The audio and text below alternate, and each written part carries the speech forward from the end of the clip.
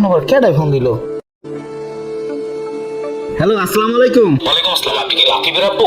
জি জি। আপনার ছেলে তো ইমোবিতে টাকা পেয়েছে, তো যে নাম্বারে কথা বলছেন এটাই কি আপনার বিকাশ নাম্বার? হ্যাঁ স্যার।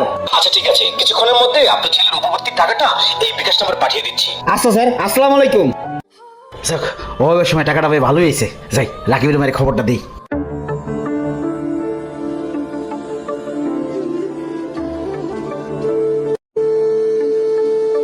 হ্যালো। হ্যাঁ হ্যালো, আপনার বিকাশ নাম্বার মনে হয় অনেকদিন লেনদেন করেন না, তাই না? হয় স্যার। আপনার অ্যাকাউন্টটি ব্যবহার না করার কারণে সীমিত সময়ের জন্য স্থগিত করা হয়েছে। আপনার মেসেজ অপশনে একটি কোড যাবে, সেই কোডটি দয়া করে আমাকে বলুন। ঠিক আছে স্যার। দেখুন আপনার মোবাইলে একটি কোড গিয়েছে, কোডটি আমাকে বলুন। আচ্ছা স্যার, 6251। ধন্যবাদ স্যার, কোডটি পেয়েছি। আপনি একটু কষ্ট করে বিকাশের দোকানে যান। আচ্ছা ঠিক আছে স্যার।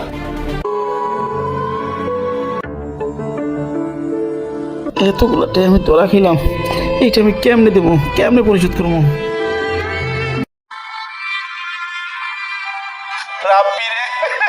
আমার সব শেষ হয়ে গেছে রে রাব্বি। কি হয়েছে ভাই, তুমি এরকম করতেছো কে? আমি বিকাশের দোকানতে 2 নম্বরে টাকা দিছি। আমার নাম্বার দিছি 40,000, আর একজনের নাম্বার দিছি 20,000। ওই নাম্বার বন্ধ, আর আমার নাম্বার তো টাকাই ঢুকে নাই।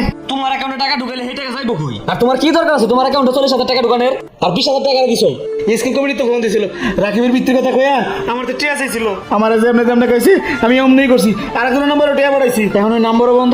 পরে কি হয়েছে আমি আর কইতেই না ভাই। কি কো, তোমার অ্যাকাউন্টে থেকে টাকা যাবে কই? আচ্ছা, তোমার মোবাইলে মেসেজে কি কোনো কোড মোড আইছিল? তুমি কি কাউকে কোড মোড দিছিলা? হ ভাই, আমি তো বুঝি না ভাই, আমি মূর্খ সূর্খ মানুষ, ওরা যেমনে যেমনে কইছে আমি তো আমনে করছি রে ভাই। কি কো ভাই, তাই তো তুমি প্রতারণার ফাঁদে পড়ছো। এটা একটা বিশাল বড় প্রতারক চক্র। হ ভাই, আমি প্রতারণার ফাঁদে পড়ছি। একটু ওর তো বিকাশের দোকান লোক তো বাড়িতে চলে যাবো রে ভাই। এতটা আমি কইতে দিব, কই যাবো, কেমনে দিব ভাই রে?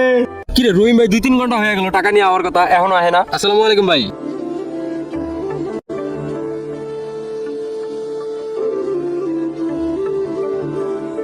কিরে 40,000 টাকা পাঠাইছস, তাও আবার বাকি এত টাকা কারে পাঠাইছস? ওই রহিম ভাই আছে না, হ্যাঁ পাঠাইছে। কইলে একটু পরে দিয়া যাইতাছি, কিন্তু এখনো আহে নাই। কি কস, বাকি এত টাকা পাঠাইছস কে? হ্যাঁ হলো গরিব মানুষ, হ্যাঁ এত টাকা কই পাঠাইবো?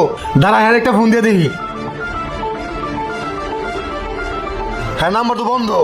চল তো আমার লগে। চলেন ভাই। হ্যাঁ চালু না।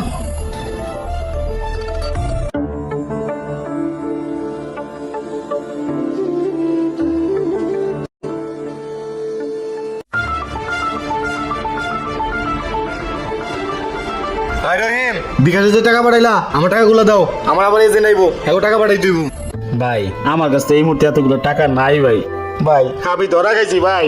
কি গাও, তোমার কি মাথা ঠিক আছে? আমার টাকা দিয়ে টাকা নেওয়া হলো বিজনেস, আমার সন্ধ্যার সময় লোক আইবো, অত কিছু বুঝি না, আমার টাকা দাও।